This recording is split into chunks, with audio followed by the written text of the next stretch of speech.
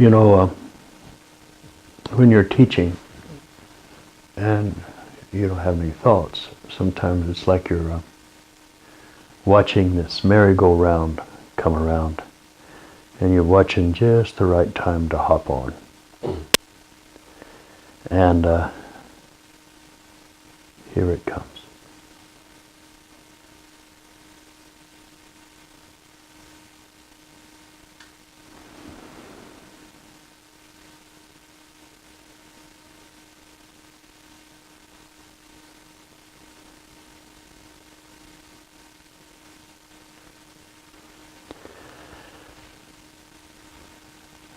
Last evening we talked about nothing, my favorite subject.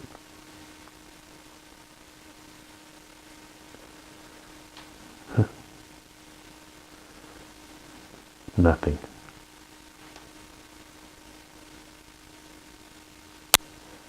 I have nothing to offer the world. I have nothing for you.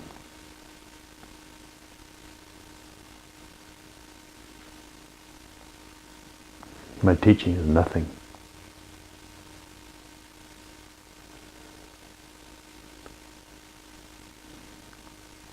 You pay your student dues for nothing.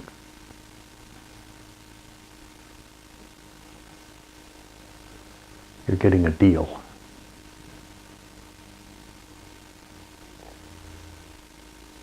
Nothing in return? Nothing in return. Yeah. You gain nothing.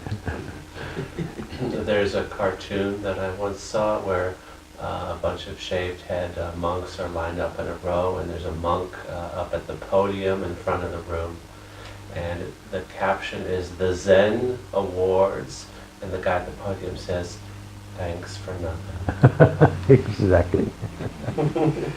Nothing, nothing. So when you actually discover nothing, I could go on all night with this, things fall into place. We live in a world of ignorance, aggression, and passion. We argue, fight out of ignorance.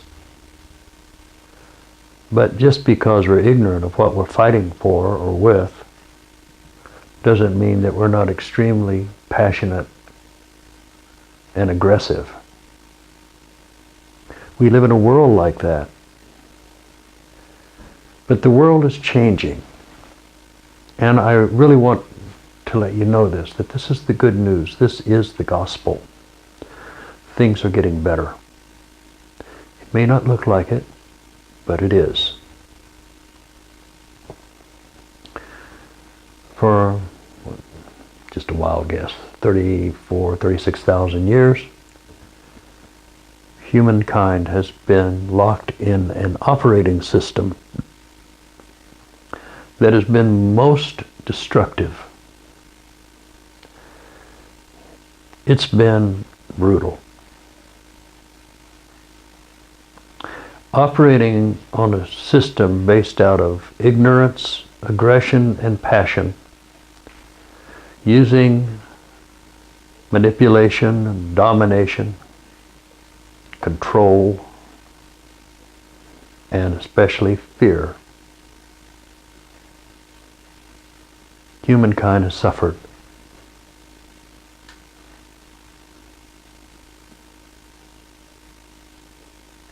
But there's an awakening happening right now. And this is not a change in the world that's been easy, nor will it be easy for probably another 20, 30 years. But the change will come. The world will be okay. The higher parts of humankind will remain. That's good. It's a new day.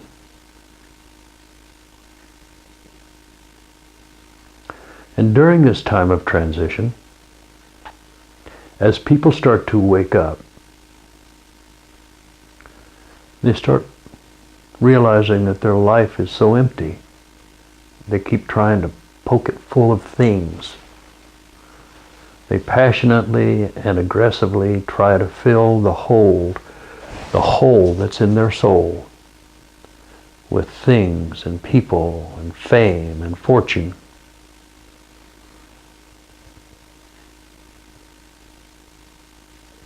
And deceit, cruelty, power, misuse of power.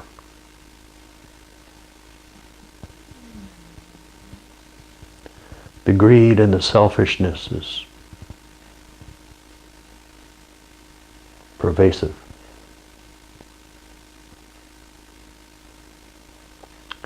All of these things that I just listed will not fill that hole in the soul. I see people desperately trying to fill that spot. Desperately trying to find some meaning for their life.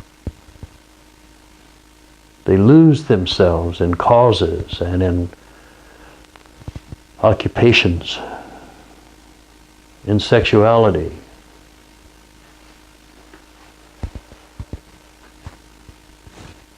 in power. Power, power. No wonder the world is such an unhappy place for most people. It must be frustrating to put everything in your life, everything that you know to do, to gain some sense of completeness, and yet nothing in this world will fill that spot. And the reason that it won't is because everything in this world is transitory. It changes.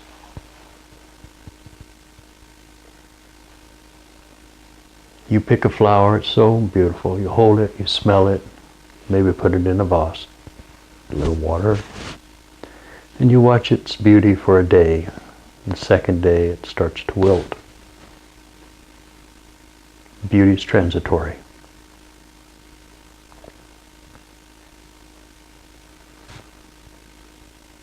We seek relations, find a love relation. We fall in love with a personality.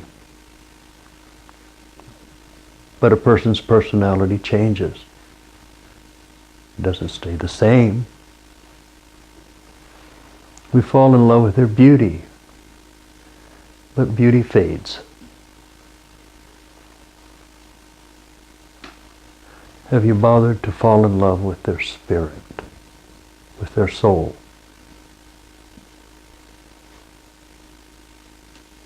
Or is a relationship just another distraction? Is that person that you're with just a trophy? Somebody you can show other people that somehow you have value, that you have that person in your life.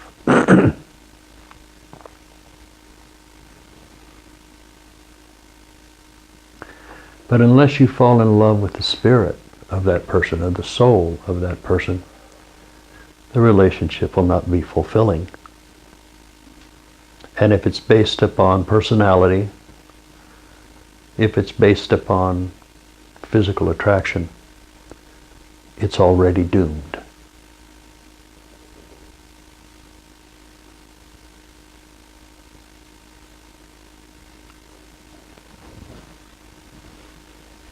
The prostitute at the well watched Christ come up. She was attracted by his light and his love. She didn't know what it was. So she came on to him. She said, "Would you like a drink of water?" And Christ looked at her and he said, "I have water that when you drink of it, you won't be thirsty anymore."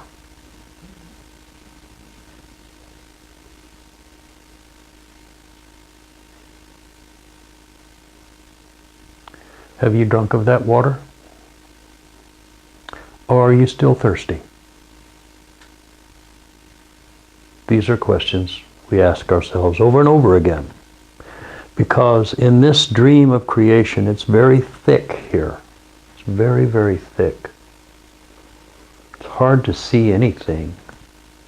We're swimming around in this muddy river. We can see so very little.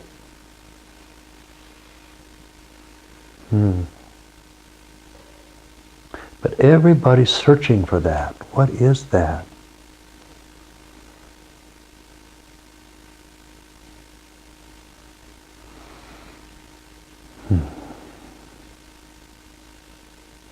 So rather than looking at the things that don't work, which is what I just talked about, let's talk about what does work.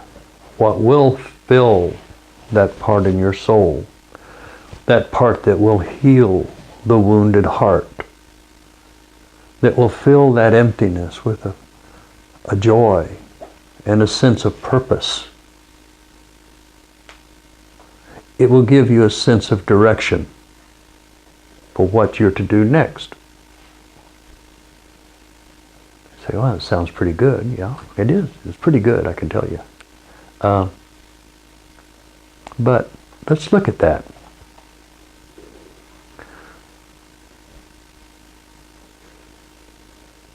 Instead of passion, we should have compassion. Compassion is love, actually.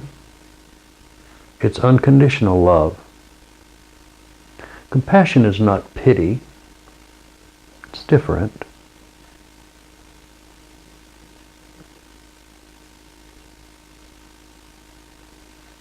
It's a feeling of someone going through something that you've gone through.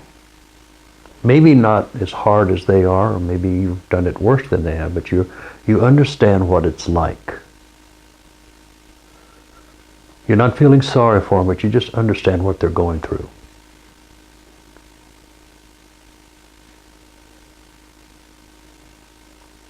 And there's not a sense of judgment or superiority in compassion. It's just a sense of connection in a soft way, in a loving way. We live in a world with very little compassion. We live in a world where people like to say terrible things to each other on the internet and on Twitter and even to your face.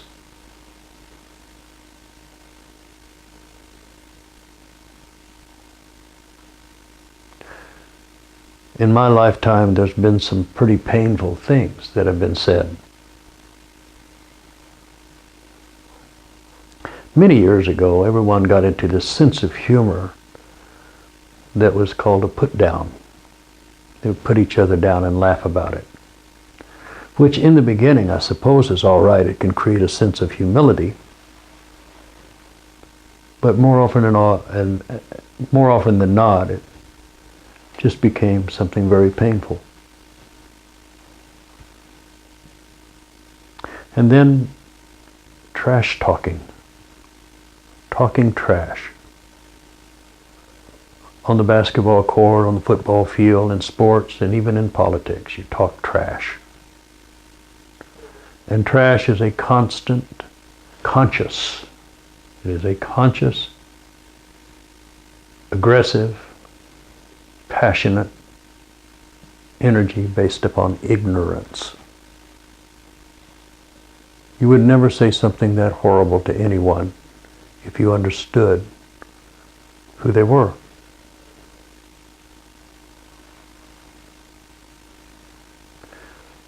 There's also this sense of watching someone get injured and thinking it's funny.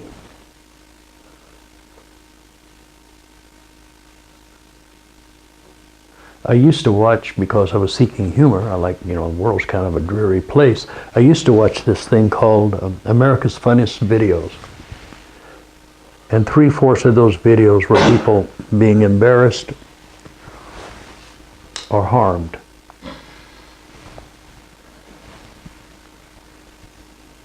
I'd quit watching the show. It wasn't funny. I quit listening to a lot of comedians because their humor was not funny. It was just anger being talked about inappropriately.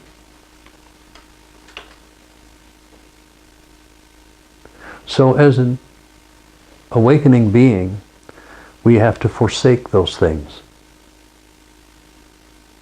We can't trash talk. As a matter of fact, we can't trash talk about anything. Other teachers, other religions, we just don't trash talk. The old saying, if you can't say something good, don't say it at all. Silence is wise. Wisdom comes out of silence. When you're talking, you're not listening.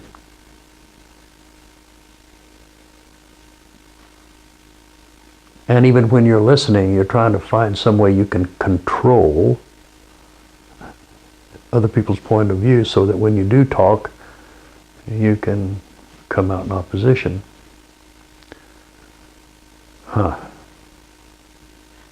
It's so sad how we are. So let's do it differently. And the first place to start is meditation.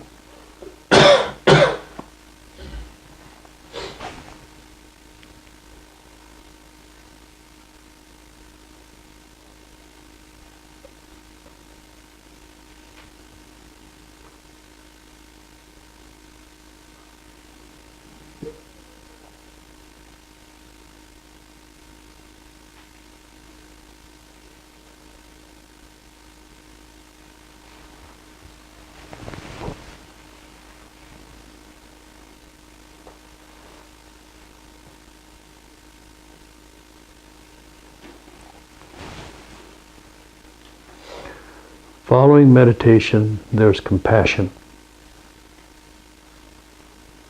If you don't have compassion, that means that there's anger and fear in your heart. So you have to just get rid of it. You have to forgive everybody. You have to forgive everyone that's ever hurt you.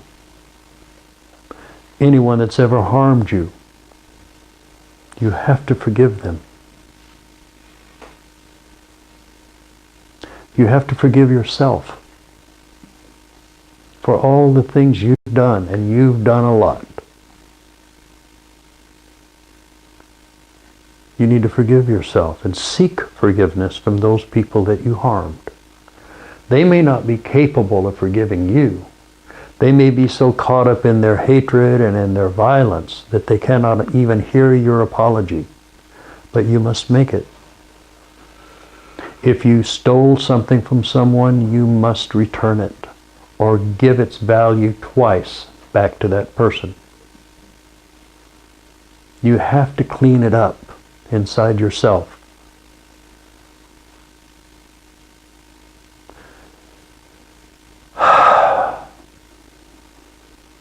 You don't want to hear that, do you? You don't want to hear that you have to clean it up. It's your mess. Who else is going to clean it up? When you die, are you going to take that with you? Really? When you leave this body, are you going to take all of that resentment and hurt and anger and hatred with you? Really? And yet here you are wondering why your heart is so empty. It's got a hole in it that's allowing all the love and compassion to just drain out through the anger and through all of the hatred and through all of the feelings that you were so put upon, and that it's not your fault. It is your fault. It's your consciousness. Everything is your fault. everything. If you didn't create the reason for it in this life, you did in a previous one, and we're just cleaning things up. So quit saying you're a victim. There's no such thing as a victim. If you look at the multi-incarnational view.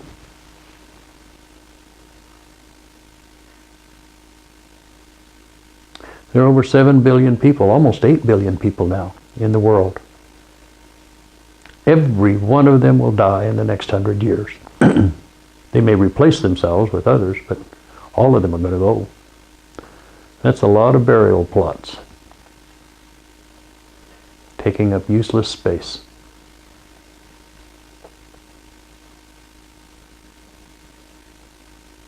Everyone has karmas from past lives. Maybe not from this earth, but from other places. It's a karma thing that's in your heart. There's something inside your heart that says that you're different, that the rules don't apply to you.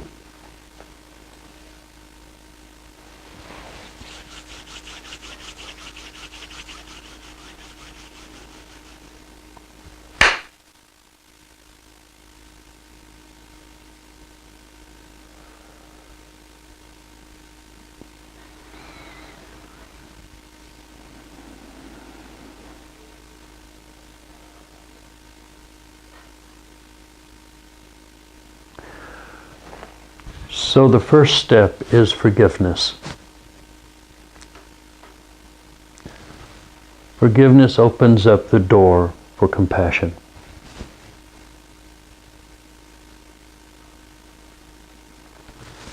To the advanced spiritual aspirant, the well-being of everyone around is more important than yourself. I have seen this in action this week. I watched a friend of mine work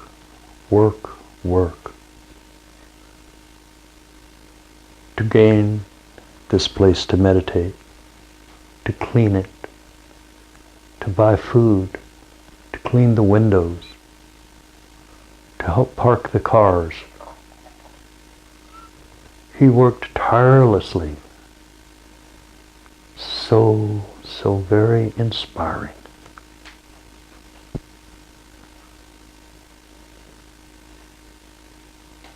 That's the sign of an advanced soul.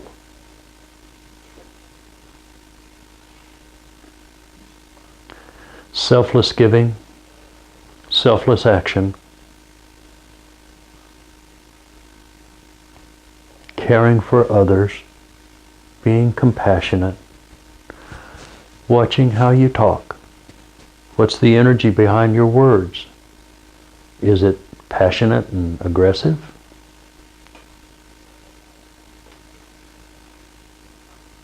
My teacher said you could tell everyone's soul, what's in their soul, by the way they talk. Just listen to their voice, he said. You'll hear all the ego. It's like overpowering. You hear these comments that strike out like they're clanging a gong, saying, "Look at me, here I am."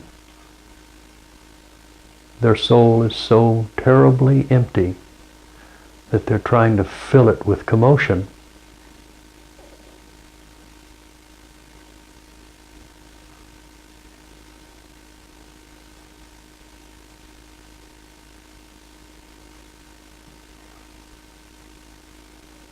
And my question is, people struggle and they work very diligently for what they think is meaningful. There are people who devoted their lives to finding a cure for cancer. There are people trying to alleviate the suffering of others. Mm-hmm. But if there's unity and perfection in the ultimate reality, then are those activities, those struggles, worthwhile? Or could we be like a person in India who sits in a cave their whole life and is considered a saint and a holy person? Does it matter if we do anything with our lives? Well, this This has been one of the questions that just about every spiritual teacher, I think, asks, if they're worth their salt. There are people trying to fill up that hole in their hearts by helping others, and it does help. When you place other people ahead of you to try to make their life better, to try to do things that improve the world,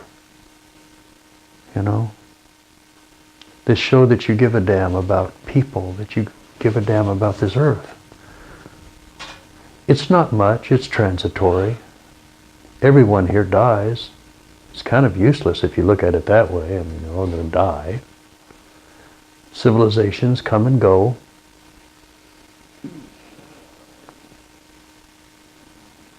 Tonight there are thousands of people inside an arena being heartbroken because their team is losing. That's an interesting energy, isn't it? And that's one of the better ones. But people who dedicate themselves to others is good, but sometimes in that dedication of trying to fix things, we get sideways.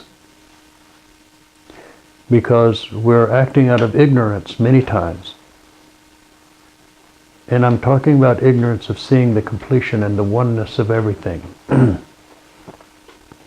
Acting out of selective compassion, where you're compassionate to people who think like you do and you don't give a damn about anyone else.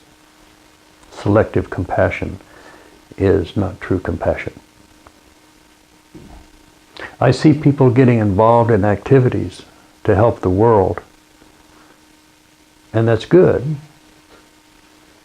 But I think if they help themselves first and then help the world, it would be better. They're using their excuse to help others as a way of avoiding looking at their own stuff. So you get people on these crusades, the crusade to have a green America, the crusade to get rid of student debt, all these crusades, and they're all really good and they help a lot of people.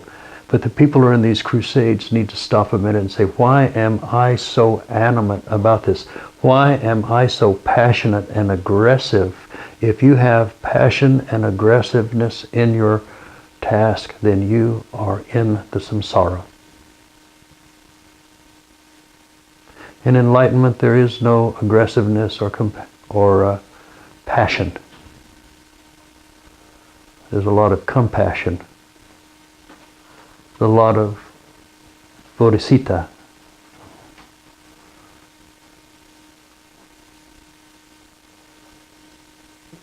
People get on these crusades and they like their crusade, but they don't like anything that's not their crusade.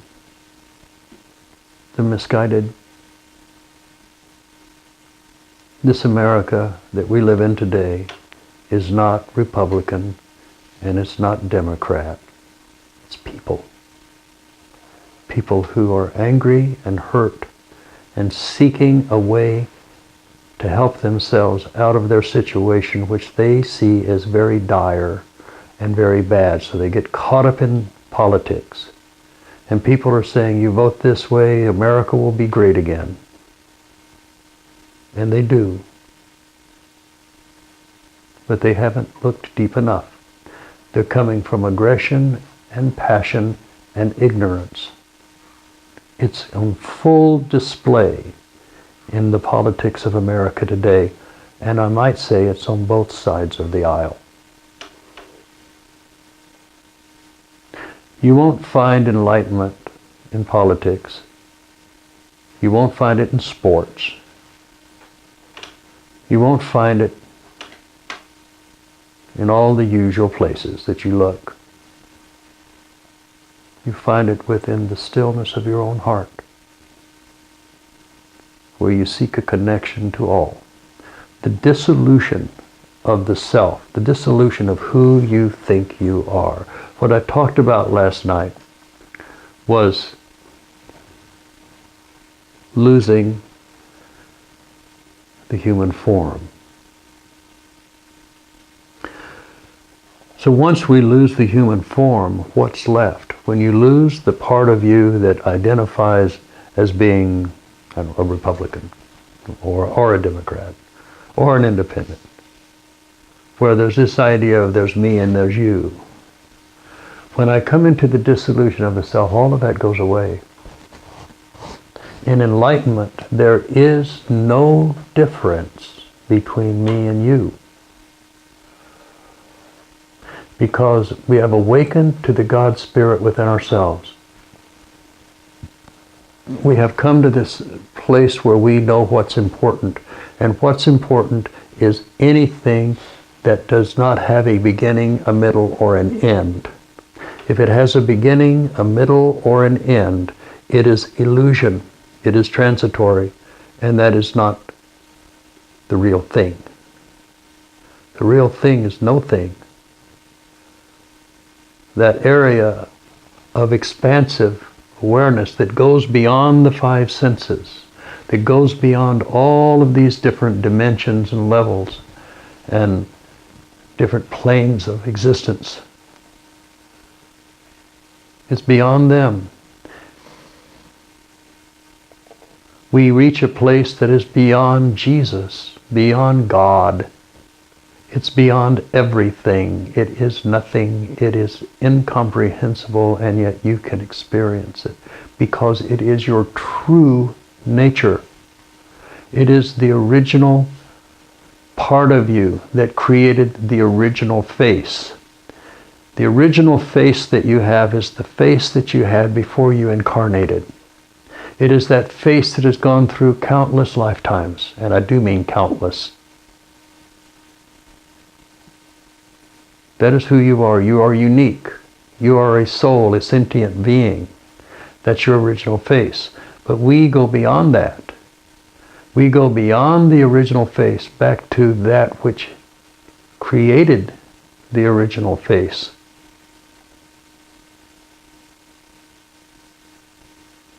And we start there. We end there. But wait, there is no there. It is beyond time. It is beyond space. It does not have a beginning. It does not have an ending. It has no edges. There is no containment. Nothing to contain. It is what makes everything. Everything comes forth out of that nothing. Everything is a dream of the nothing. And we are part of that dream. We are a sentient being on a journey through eternity, experiencing life.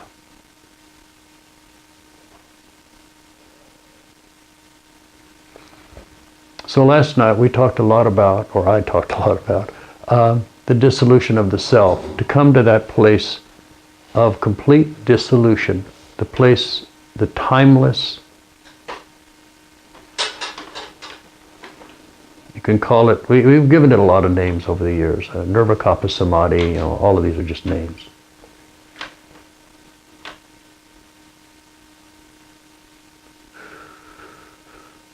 So when we have done that, when you have meditated in the way that I have prescribed, because this is a good way, it works for some, it may not work for everyone.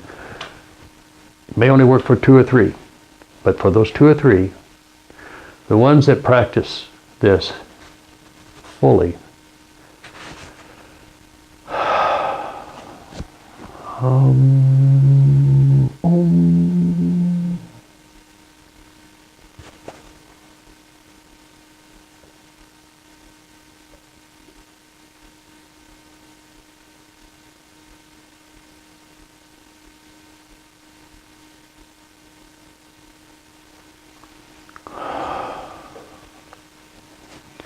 I like that particular technique because it begins in the heart and ends in the heart.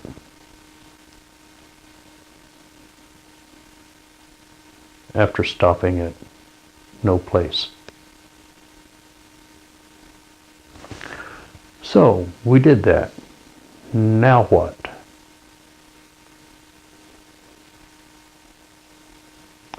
Now you have a life to live. Here you are in the body. You're back in your 6-windowed house with your 5 senses and your mental capacity, and you're facing what's left of the very few years you have left in this life. Rapidly rushing toward that final curtain for this incarnation, ready to enter into the next level of experience, whatever that may be. But here we are, right now, in this world, with all of this politics going on around us, all of the sports, all of the rock and roll, all of the sex and all of the drugs, all of those different religions, people seeking God through religion and killing anyone that doesn't believe like they do. My word. There was a shooting at a synagogue.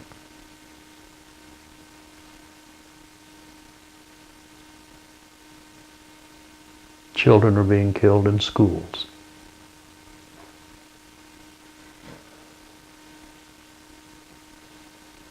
It's a crazy world. Somebody has to be sane. But you can't be sane if you're operating in insanity. You have to come from that deeper place. You have to get rid of your own angers, your own fears, your own judgments. To be without the human form is an interesting experience, I can tell you. It's interesting for just a second or two or more to find yourself leaping out of that muddy river and seeing an endless expanse of light and color and beauty before you slip back into this river, Maya. When we're in the river Maya, we need to reflect the highest nature we have. We become aware that everything is energy. Everything is energy. Nothing is not energy. Everything vibrates in that energetic field, coagulates, becomes solid or fluid, or maybe just waves. And we're here. People around us are doing crazy things. A woman is running off with her sister's husband. The old man is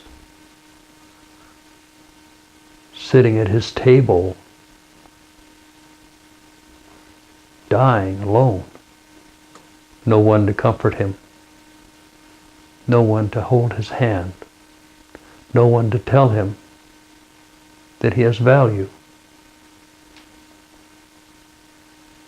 You see the people, the market, the butcher is putting the meat on the scale and putting his finger on it to hold it down just another pound to steal.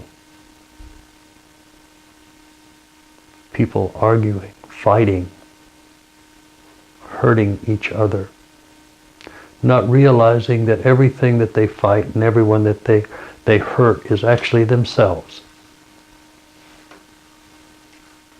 So this world is a very empty, horrible little place. It's a hell world. But it's not just a hell world, it's a heaven world. It just depends upon your state of mind. You can have a state of mind and live in Syria right now. And you'll have a very interesting experience of that state of mind. You can also have the state of mind of,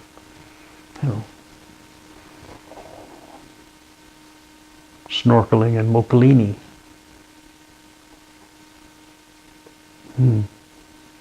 Different state of mind. Your choice.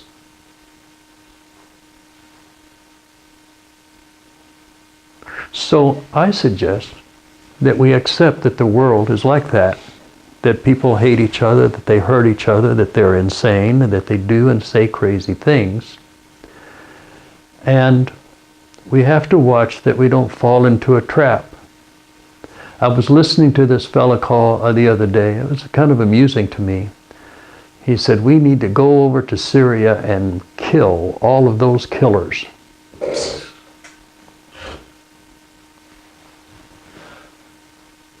Wow. Says a lot, huh? We need to fight for peace. Fight for peace. And we're screaming for silence. Yes, exactly. Exactly right. Exactly right. Fight for peace, scream for silence.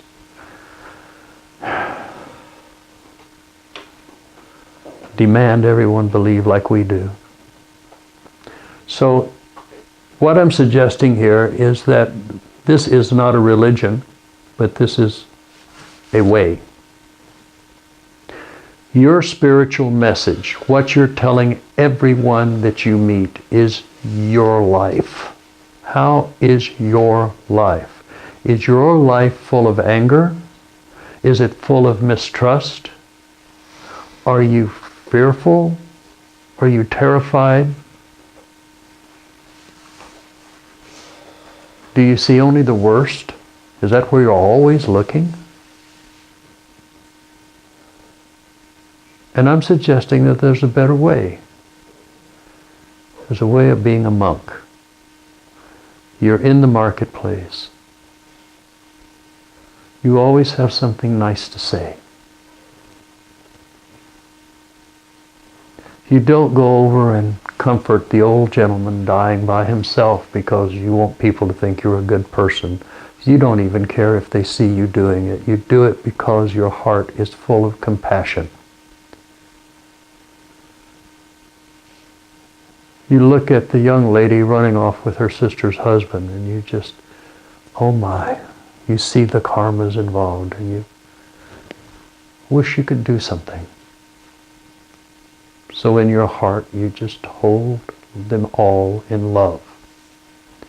As the world and people in the world draw this line to keep you out, you draw a bigger line to take it all in. You're always drawing the bigger line. There is no conditions to my love.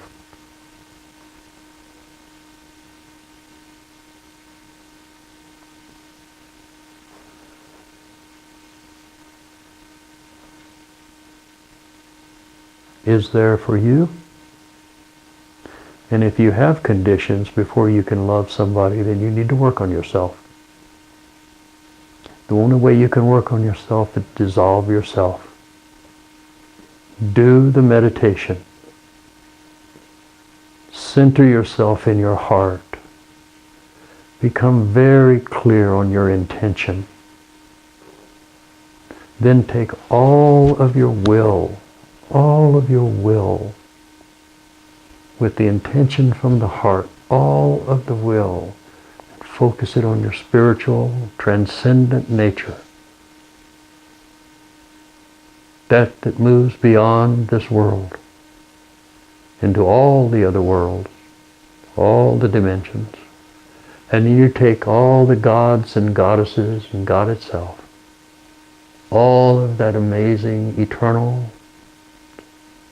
spirit, and you take it and you dissolve it back.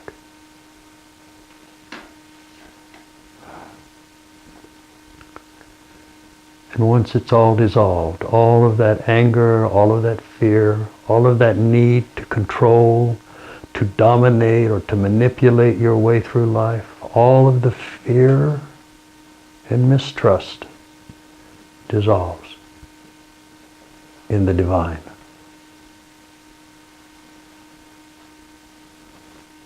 And then you're back in your heart. Now you're living your life without anything but compassion and love.